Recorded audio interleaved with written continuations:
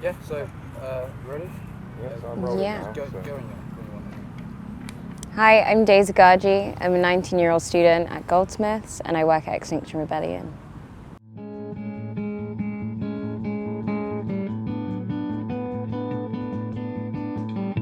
So I saw it prior, so I thought it was quite interesting how it's talking about like pressure in the world.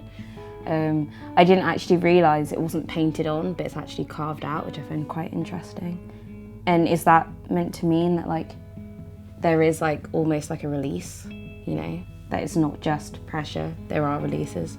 The two-tonedness of it I thought was quite interesting as well, because it's, at least to me, the way I read it was that the pressure is uneven between the West and the global South, and that does make links to like the climate crisis and how the West hasn't really got the full force, but the global South is really feeling it.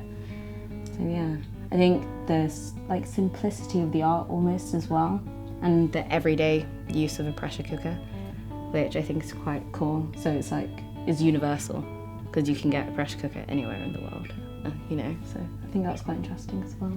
I think that the piece represents climate change in the way that it really does talk about the pressure that we're under, like the actual ecology of it all, like the flooding, the droughts, the wildfires, but at the same time, like the pressure for the humans as well, and the people who are in the middle of this. Especially like since 2016, like we've used the word turning point, and it kind of is synonymous with being under pressure now.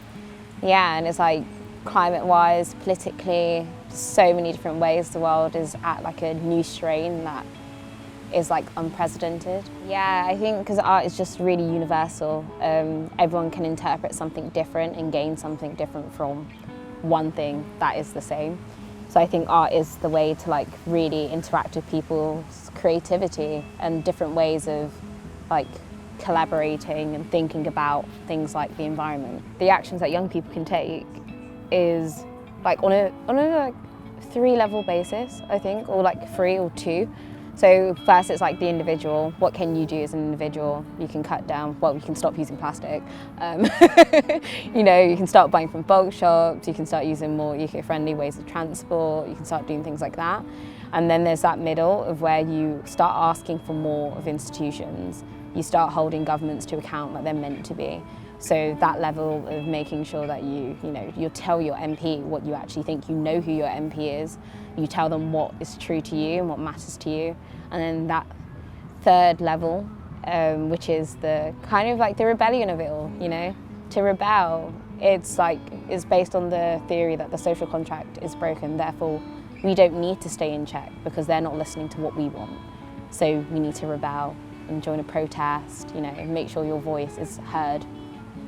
Like actually be active in your politics, because maybe because I'm a politics student, I think everything is political, because it kind of is. But it's like the only way we can actually get democracy to start working in the way it's meant to is by everyone actually taking part, and without that, it doesn't work. So take part, make sure that you hold people to account, and make sure that they know they're being watched, essentially, so they don't continue to ignore us. You know, so we're all to blame, but at the same time, it's just knowing that actually, statistically, we aren't the most to blame. And even like, for example, our consumption habits lead into it being a very blurry line, or whether it's because of their producing or because of we're asking them to produce. So, you know, so I think it's less on the blaming front, it's more on the own how much impact you have on the earth and reduce it, whether you are a corporation or just an individual. Yeah.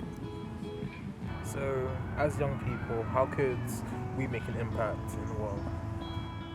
As young people, I think we have like the ultimate worldview, because we are so like unframed that we can see past what's actually here.